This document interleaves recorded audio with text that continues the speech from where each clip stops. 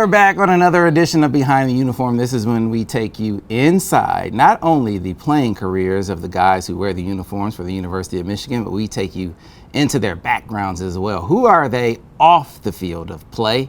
And on this edition of Behind the Uniform, we talk to one of the young men carrying the mail for the Maize and Blue. And you saw him do it in a rousing way in the bowl game for the University of Michigan.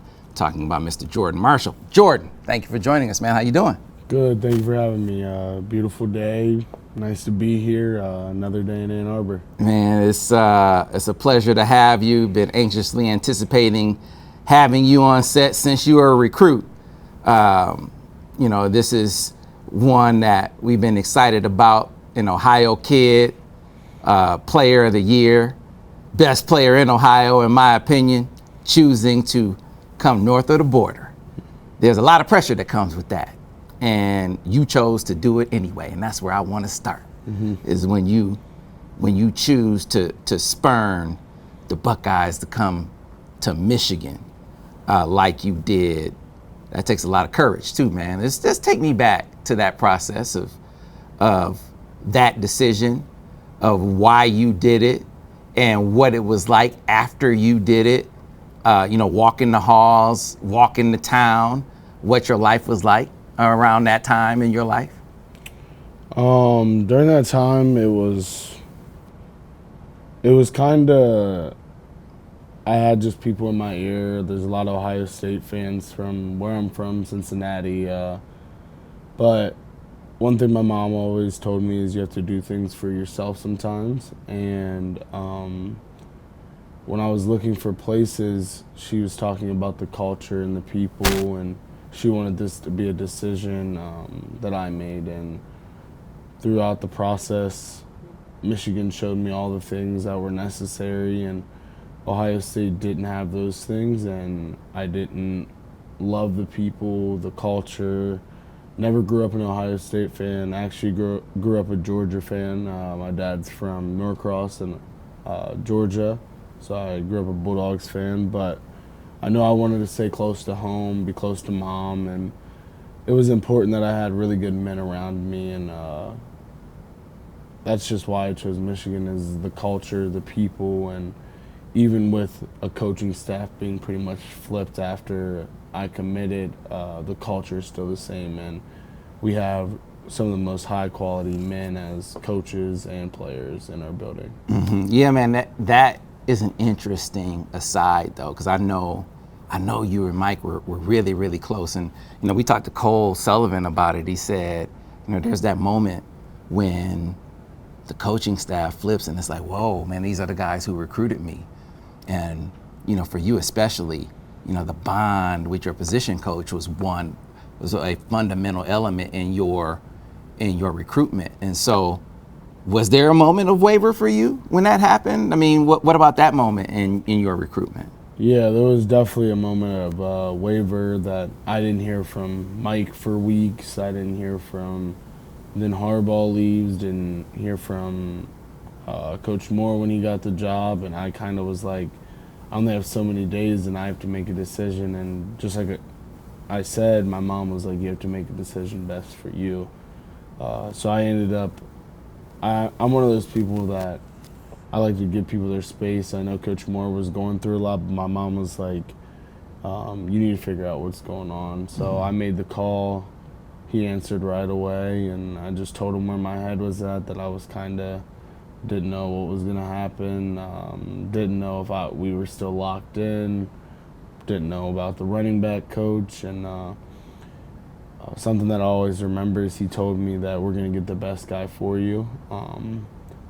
And we hung up the phone. And I thought about it and was like, if I decommit, everybody goes.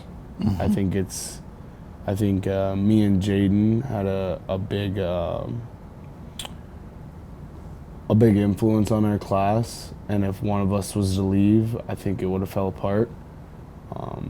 And the culture and, again, what I thought Michigan brought to me was bigger than any coach or person leaving. And I wanted to play with the guys that I came in getting recruited with. So for me, that's where my mindset was, and I trusted Coach Moore, and again, he did get the best guy for me. And for that, I'll always have faith in him and trust him as my process through Michigan goes. You know, it is, first of all, so that was a very conscious thing for you. Was it a discussion that you had, to be clear, with Jaden, or is that something that you thought to myself, if I leave, other guys are going to leave? I just really thought to myself, like, what happens if I leave? What schools still want me? This was late in the process. Was making calls, trying to figure it out, see if I still had a spot at some schools. But then I really sat there and thought about it and was like, why did I really choose Michigan? Was it because of a coach, or was it because of what the university can do for me? And at the end of the day, I was like, the university can do wonders for me, and I love the people that I'm coming in with. I'm close to almost, we have a group chat still of just our class, and we're really close. Like, a lot of the coaches, people in the building are like, your class is one of my favorite. We just have a lot of good personalities, good people from different backgrounds. Our class is just so diverse, and it's great being around those guys, and I wouldn't trade it for the world. Yeah, man. And so I'm listening to you talk. It reminds me of JJ. JJ had the very same conversation kind of with himself. You know, the very same thought at the time when there was not necessarily a transition with the staff, but there was a period of maybe there was a transition with other guys on the staff, and some thought maybe some things were going to happen with Coach Harbaugh. It didn't wind up happening that way, but then he stayed the course. The coaching or the class stayed together, and the rest is history. I don't know if you had heard about that, but there are some eerie similarities that are parallel to what he did and what you did with this class and it staying together. He obviously was a part of a national championship. Yeah. that where he stayed. So I don't know if that was something that you had heard about. Yeah, I've gotten really close to Max Bredeson, and we were talking about just really good classes in Michigan, and that class will go down as one of the best classes. They had a number of guys that were really, really good ball players, and just to think about that and think about my journey and what I want for this team is I want us to be one of the best classes, and we have a lot of guys in our class that are going to make some big moves this year during the season and get some time, and it's just exciting to see these guys, myself included, to just develop and have that year here and get started and get ready to play and play major minutes for us this year. So you obviously stay the course, stay committed to Michigan. You come to Michigan, and man, you see him hire, talking about him, Coach Moore, hire the guy who you almost committed to. You didn't go to Ohio State, but if you had, you would have been going to play for Coach Alford. So when you got the call that it was going to be Tony Alford, that had to be surreal. What was that like? Yeah, so I called him like a week before it was really announced, and I was like, hey, any update? Like, just still wondering, still just sitting here kind of waiting. And he was like, who are you with? I was like, nobody. Like, and then he told me, and I was like, oh, it's gonna shock the world. I told my mom, and she was just in complete shock. And but again, it was one of those great relationships I had, so I didn't really have to start over. It was a guy that I was close with, a guy that, again, that was right behind Mike, and I really loved them too, probably the same. It was just the program at that point that I was kind of searching for, and just to have Tony here with me coaching, and he's a great man, great role model for me, but he's definitely loosened up from leaving Ohio State, and I think that says something about their culture and our culture, that he's more himself and a guy that I love to be around every single day, and he always has a smile on his face.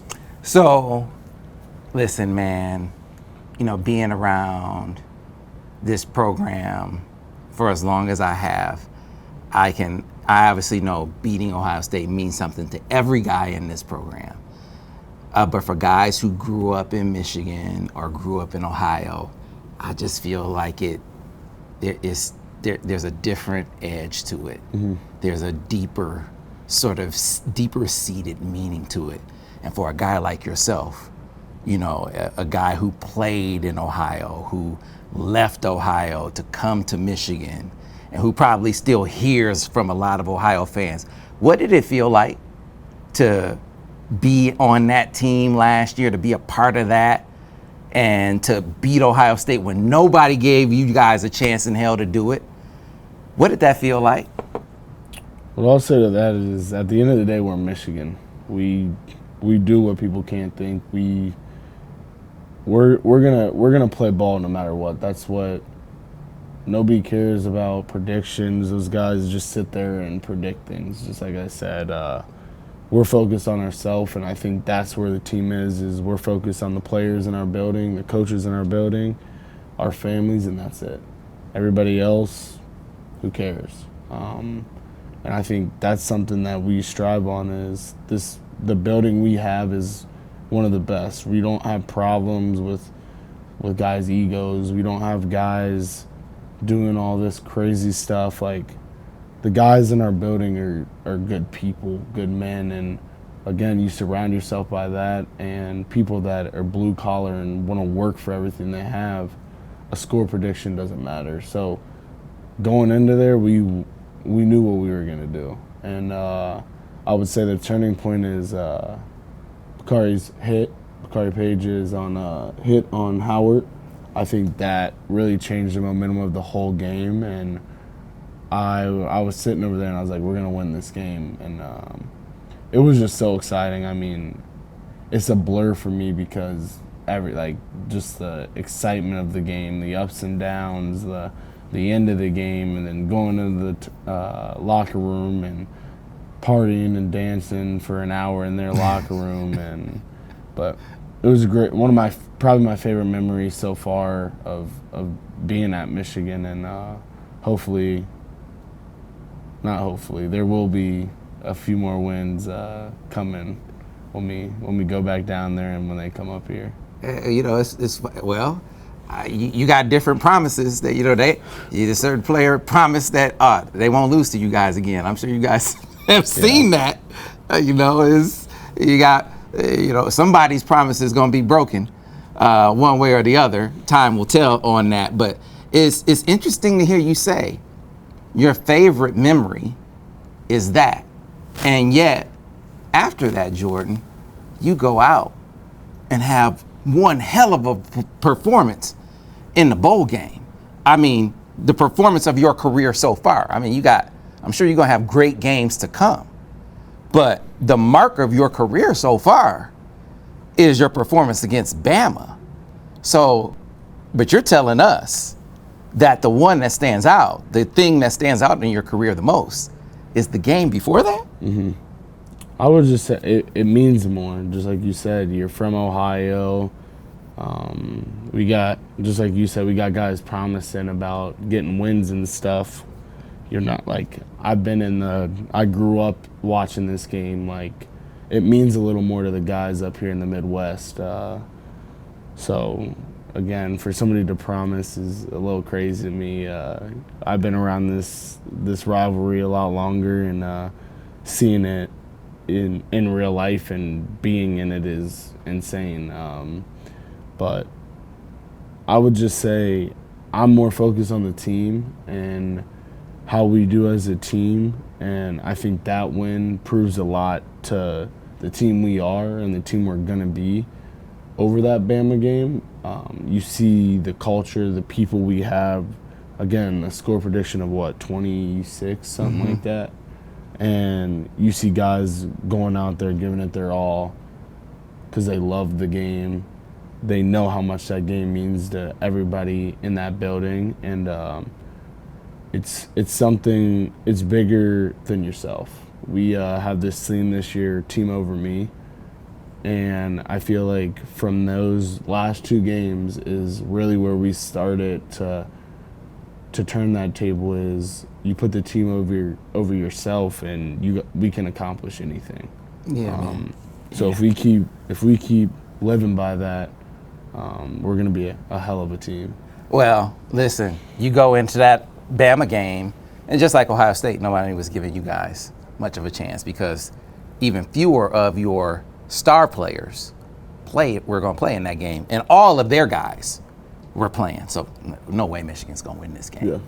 And then, you go into that contest, and you got guys getting hurt. Obviously, Davis gets hurt in the game. No way Michigan's going to win this game. And then you find a way. Young freshman, Jordan Marshall, give him the rock. I mean, at some point in the contest, I don't know if it was spoken or if it just works out that way, they start riding you, and you start getting stronger. It felt like as the game went on. Take me into that moment, because at some point it had to feel to you like high school. Yeah, I really got my confidence back Indiana game, where I got back from injury and then got to head into Ohio State as the number 2/3 because Dono was banged up, and I was expected to play the whole game. Didn't get too much, but again, whatever I can do to help the team win.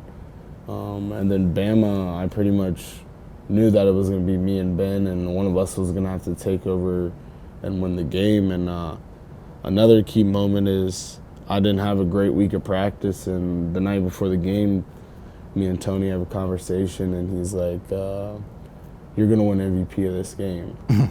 And you could be like, oh, he's just saying that, but in my mind, I'm like, yeah, I'm gonna do that. Like, that's my goal, is to win MVP of this game and to take over this game and make sure everybody knows my name at the end of this, and put on for my family. And that's what the biggest thing was for me, is putting my name on the map and being a little selfish and getting out there and just playing for myself, getting some reps. And just like you said, they had their whole defense. They had one of their linebackers went, I want to say, 11 pick to the Eagles, first rounder.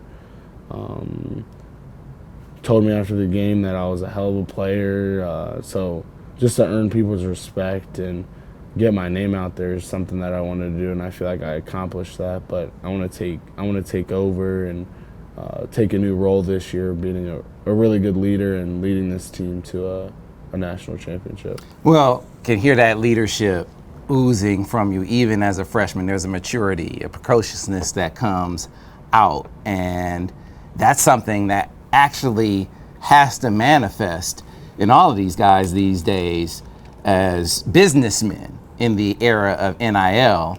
And that's why part of this platform is something we call the Financial Literacy Bootcamp.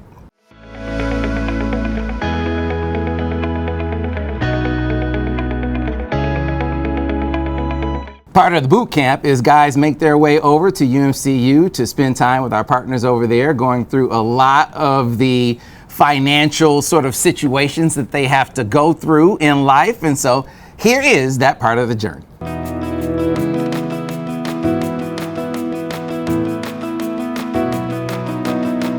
Thank you guys so much for coming. We are so excited. This is our second year of Behind the Uniform. And so U10 players have been hand selected really as players that we see giving back to the community, giving back to the Michigan fans as folks that we cannot wait to see hit the field this season. And so UMCU is so proud to be the official credit union of Michigan Athletics. You'll see our presence all around the big house this year. We have a UMCU All-Star Lounge that has like special hospitality throughout every home game, before the game and during the game, so that fans can go there, tailgate with us before they get started. And we really look to give back to our team and our members in our community through financial education. I'm Jordan Marshall, running back, and I've been here for 2 years in my hometown, Cincinnati, Ohio. All right. The goal isn't more money. The goal is living life on your own terms.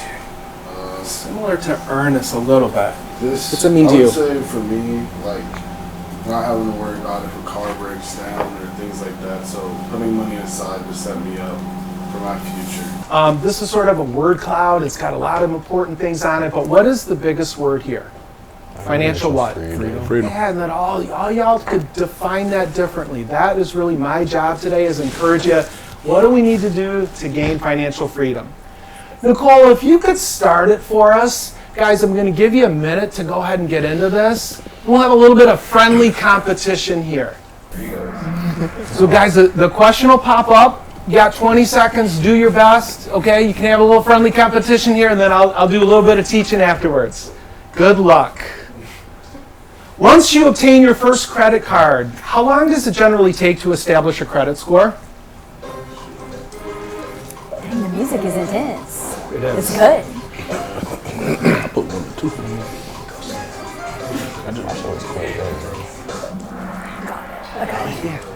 All right, we've got, guys, best answer about 3 to 6 months. So,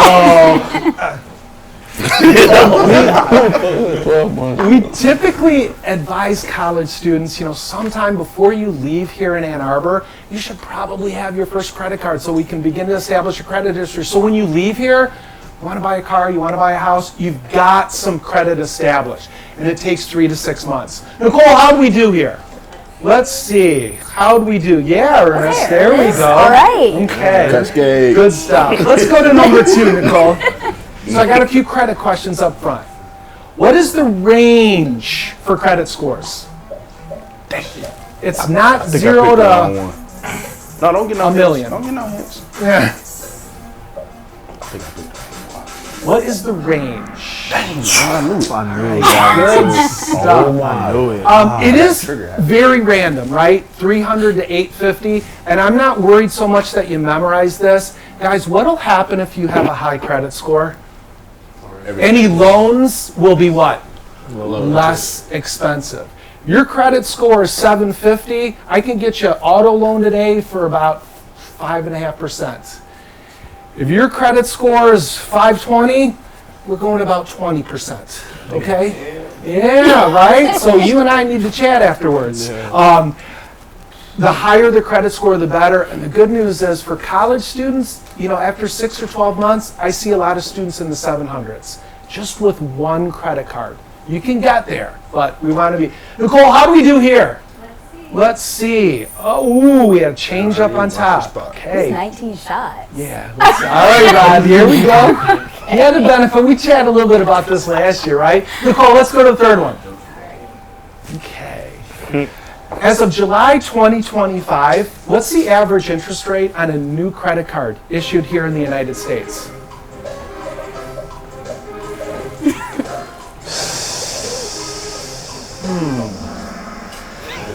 Yeah, I ain't got no points, cuz. 24%. It's crazy. Yeah, 24%. So if we use credit cards, which is okay, the number one thing we need to do when we get that bill is pay it in full. Okay? If we carry balances on our credit cards, every $50 Blazer is going to cost us 70 or 80 bucks. So we really got to be careful. Credit cards can add up quickly. Super important. Nicole, what's the interest rate on our UMCU card? It starts at 8.99. Yes. Ernest, you are on fire. Good job. All right. 9%. Nicole, let's go to the next one. I think I've got 1 or 2 more credit questions. You finance a car loan at 7.5%. Which of these options would cost you the most money overall? 48, 60, 72, or they're all the same. It's 7.5%.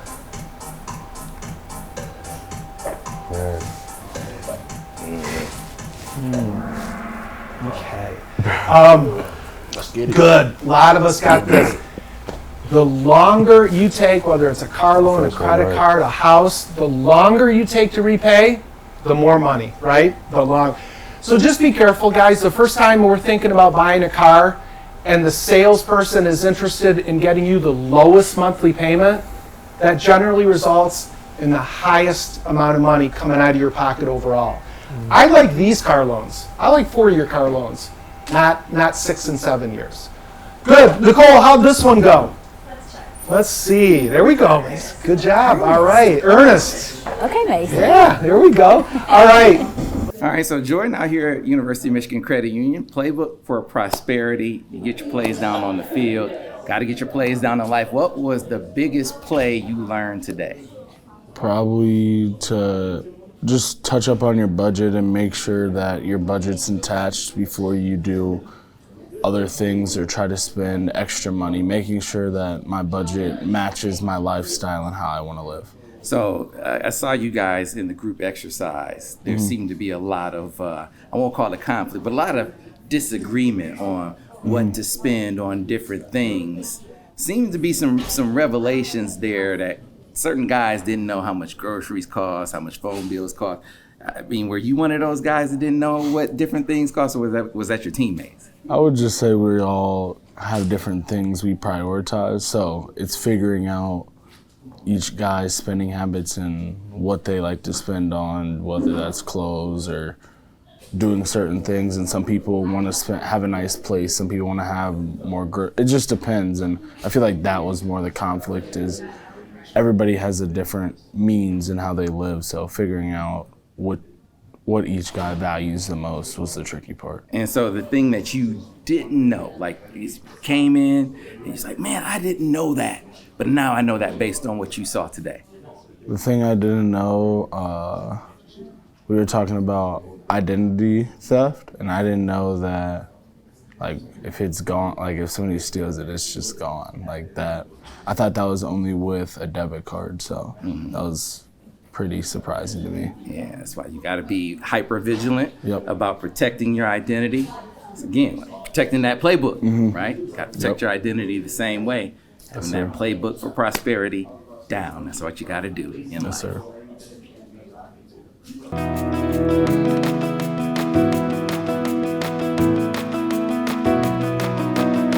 Another part of the journey is, Jordan, you guys got a chance to spend some time with Dave Himich over at Morgan Stanley, talking about how to invest your money, how to grow your money, how to take that seed and have it grow and flourish. So what were some of your takeaways from the time you spent with Dave? Just investing now for your future. A lot of this money I don't need right now. I have a nice place to live. I have a nice car, a nice facility. I get food. What else more do you need as a college student? And just realizing what I can do to set up my family in the long run is something that's important for me. And giving my mom some things that I want her to be able to travel the world, have a house.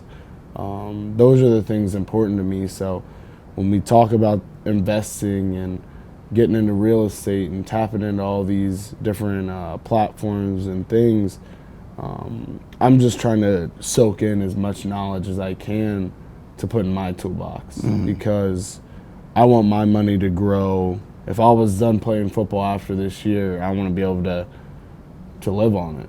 And I would say that's where we have to get some of these kids and younger guys, and even our freshmen, it's a good learning that we have older guys that teach them how to invest. We have me, and they get to see guys going to talk to people about this stuff.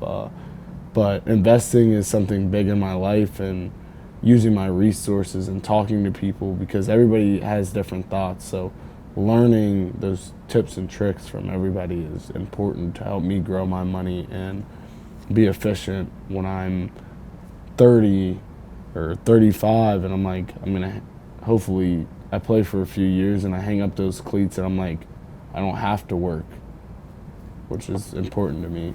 So did you, had you really gotten into budgeting a lot? Did he kind of go over that part of the process, or were you already a kind of a big time budgeter?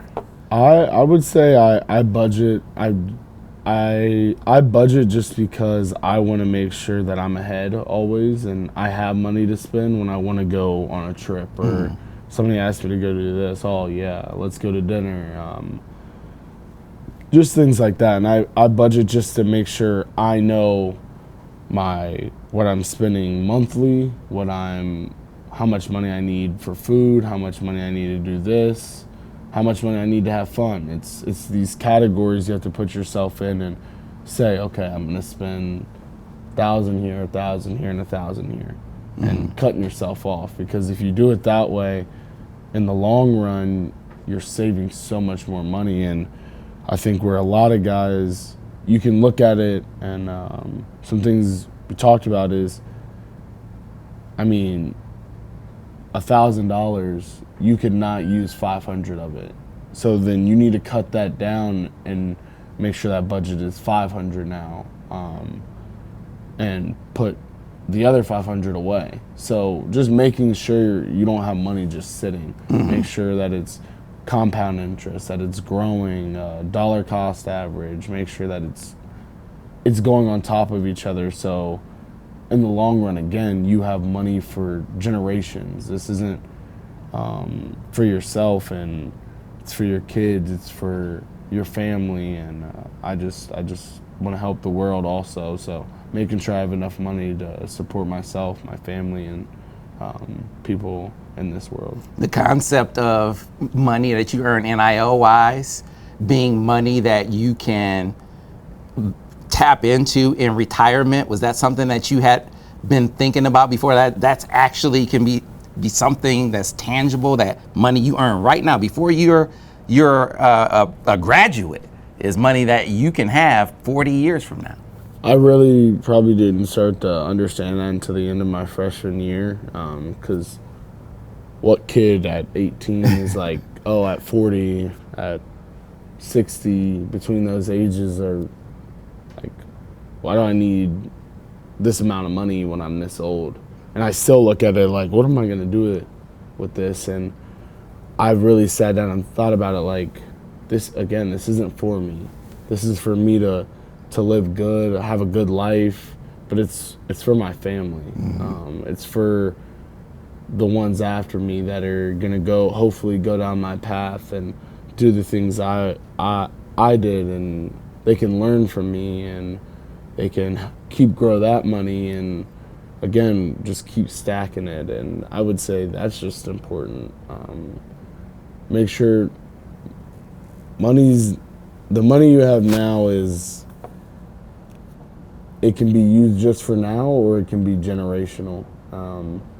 And that's something that I'm striving to do every day, and make sure that I'm putting more than I can away, and saving and over-saving on taxes, and over-saving when I get a check and I'm gonna put more than 50% of it away. So just making sure I'm doing all the key things to keep my money right, and make sure that I have money for whenever my football career ends.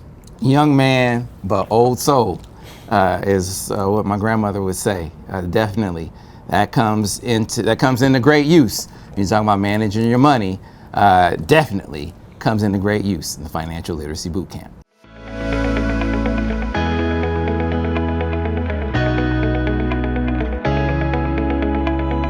And so leadership, Jordan, definitely on an offense that is transitioning into a new era, a new OC, an offense that's looking to grow, feel like they're going to be leaning on you a lot, leaning on Justice a lot, your cohort in the backfield.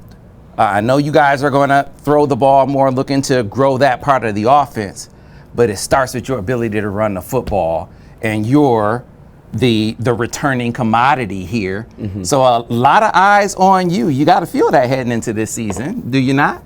Yeah, you feel it, but it's good pressure. It's good. You want it. You want that feeling, because you have 100,000 people and more counting on you, and it's something that I've dealt with when I was in high school. That there's a lot of people, especially when I committed here, there's a lot of people looking at you to mess up or do something wrong, or but there's a lot of people that are going to pat you on the back and tell you how great you are, but you have to be level-headed in this. And I just want to do whatever. If Justice gets 20 carries and I get 10, I get 20 and he gets 10. I just want to win the game.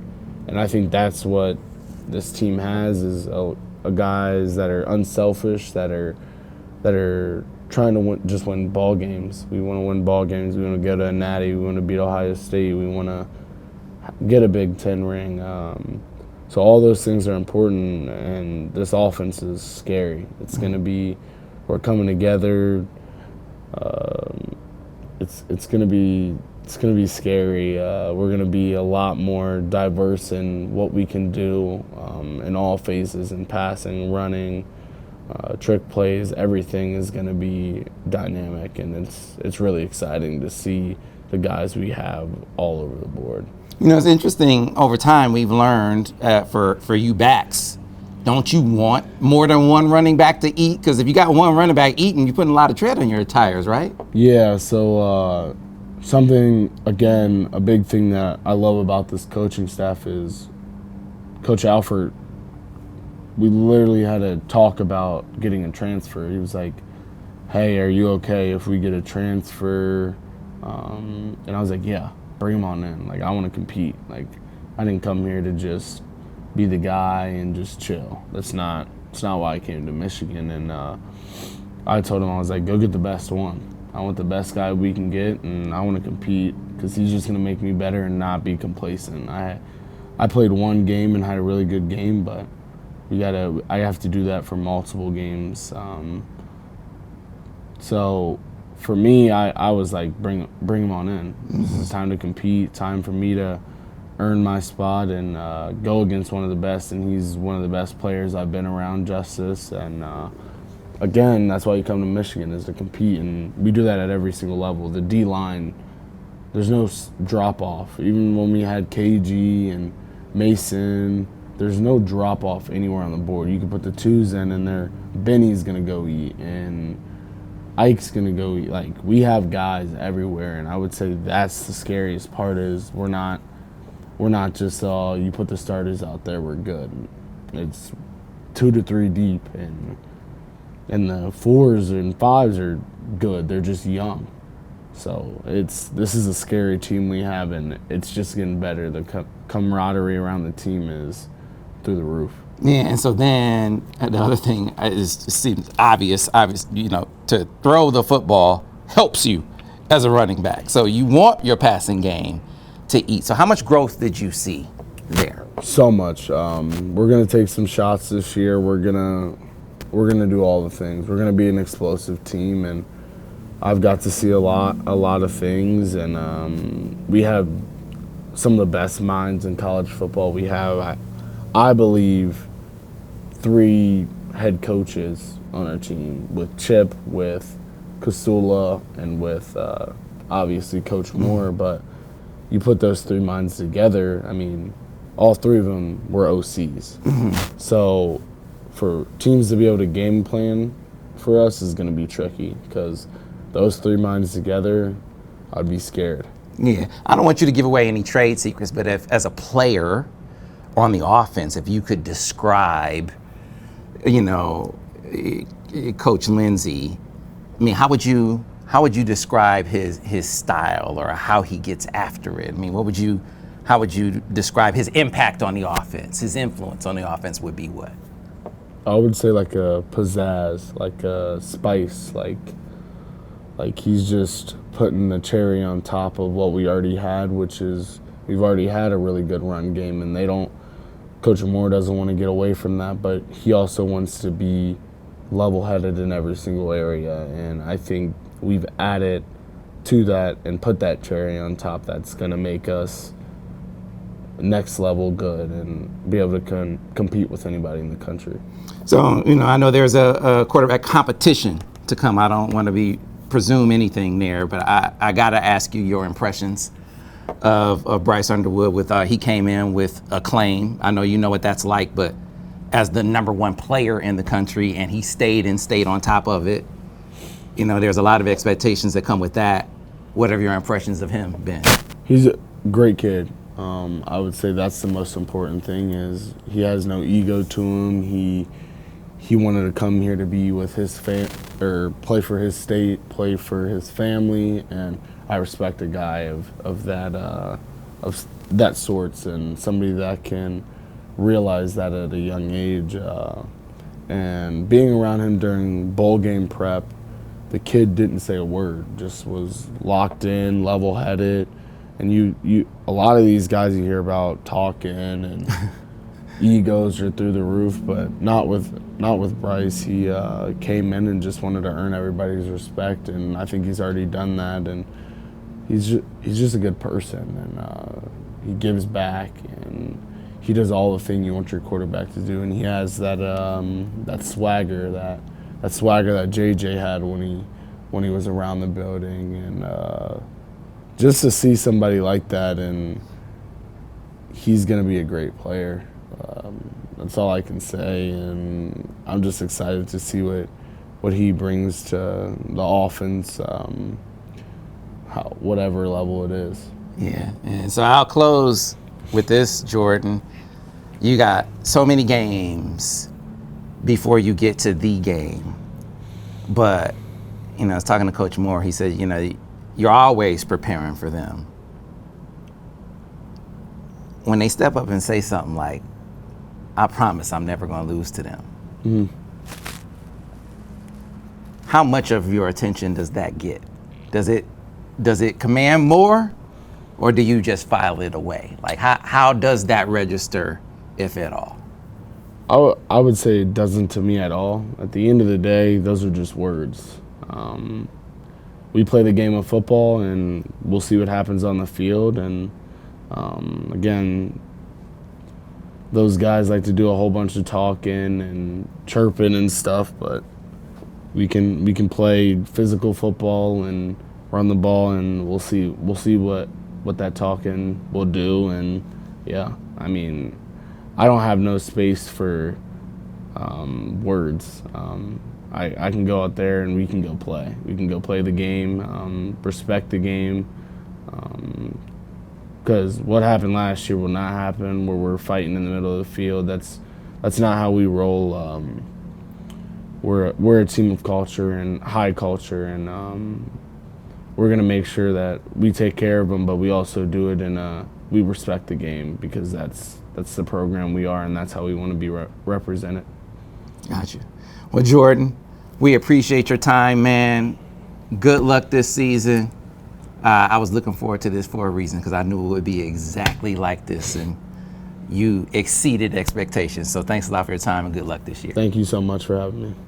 That's another edition of Behind the Uniform.